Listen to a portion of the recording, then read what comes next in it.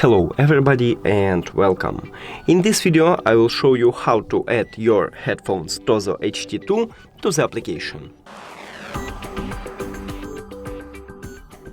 You have to start by open settings, then go to connected devices, now click pair new device or just go to Bluetooth if you have iOS.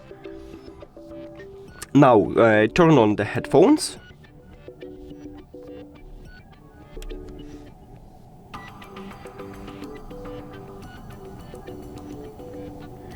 And now we should see it. Yeah, click on it, pair. Now hide the settings and go to the application. Click on Add Device.